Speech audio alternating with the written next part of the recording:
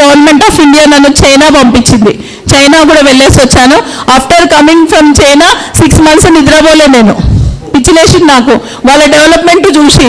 వాళ్ళు మనకన్నా తర్వాత స్వాతంత్రం వచ్చింది, మనకన్నా జనాభా ఎక్కువ ఉన్నారు, కానీ వాళ్ళు మనలాగా లేజీ కాదు.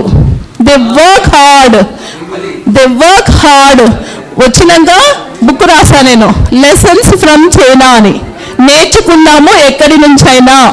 అక్కడ చైనా భాషలోనే మాట్లాడతారు. లెసన్స్ ఫ్రమ్ చైనా, నేర్చుకుందాం ఎక్కడి నుంచి అయినా. వాళ్ళు సక్సెస్కి కారణం ఏంటంటే 2 వ్యవసాయము, ఎడ్యుకేషన్. ఓన్లీ వాళ్ళు చైనీస్ భాషలోనే నేర్చుకుంటారు. వాళ్ళు అన్ని దేశాలు పోతారు, నేర్చుకుంటారు, మళ్ళీ వచ్చి వాళ్ళ దేశం గురించే పనిచేస్తారు. ఫస్ట్ పాయింట్ అది. Second point education system. Beautiful education system వాళ్ళ దగ్గర. ఒక ఊరు వెళితే పెద్ద బిల్డింగ్ ఉంది అంటే అది స్కూల్. అన్నిటికన్నా బ్యూటిఫుల్ బిల్డింగ్ అంటే స్కూల్. అందుకే వాళ్ళు అంత డెవలప్ ఉన్నాడు అక్కడ. రియలీ వాళ్ళ అగ్రికల్చర్స్ ఒక్క ఫార్మర్ చచ్చిపోలేదండి అక్కడ సూసైడ్ చేసుకొని. ఇక్కడ ఎవరు చచ్చిపోయినా మనకేం ఫరక్ పడదు. So sad.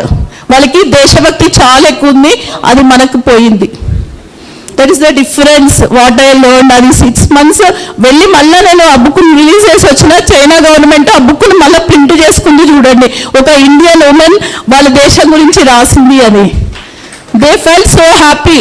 అంటే ఇక్కడ వచ్చి మళ్ళీ నేను రీసెర్చ్ చేశాను. నేను వెళ్ళిన కొన్ని రోజులలో పూర్తిగా నాకు నాలెడ్జ్ రాలేదనిపించింది. అయితే ఒక చిన్న ఇన్సిడెంట్ చెప్తా. మాతో ఒక గైడ్ ఉండింది, చిన్న అమ్మాయి. అమ్మ నువ్వు ఏం చదువుతున్నావు అని అడిగాను. ఫార్మసీ చదువుతున్నా అని చెప్పింది. నీకు ఇష్టమా ఫార్మసీ అంటే? కాదు, నా దేశానికి ఇప్పుడు ఫార్మసిస్టులు అవసరం ఉంది, అందుకే చదువుతున్నా అన్నది. అక్కడ పాయింట్ మీరు చూడండి. నాకైతే ఐ ఫెల్ట్ సో షేమ్. నేను జీవితంలో ఇప్పటి వరకు ఆలోచించలేదు నా దేశానికి ఏమవసరమని. ఆ అమ్మాయి ఎందుకు చదువుతుంది? Because there country need pharmacist. So she studying pharmacy. అసలు ఆ థాట్ ప్రాసెసింగ్ ఉందా ఇండియాలో? పిల్లలు పుట్టాలి, ఒకళ్ళని డాక్టర్ చేయాలి, ఒకళ్ళని ఇంజనీర్ చేయాలి, అమెరికా పంపించాలి, అయిపోయి మనం వెళ్ళి ఓల్డ్ ఏజ్ హోమ్లలో ఉండాలి, లేదా ఆ సెంట్రల్ జైళ్ళల్లో ఉండాలి. సెంట్రల్ జైలు ఏవి తెలుసా మీకు? గేటెడ్ కమ్యూనిటీలు. ఈ మధ్య ఎందుకు తెలుసా అండి?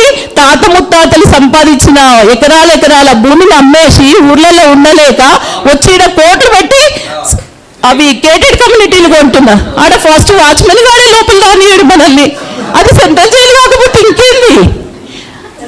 ఐ ఫీల్ ఇట్ అసలు అనిపిస్తుంది. ఎందుకంటే ఈ థాట్ ప్రాసెసింగ్ నాకు కూడా లేదు ముందు. ఎప్పుడైతే I went back to village, I have respect to the farmers.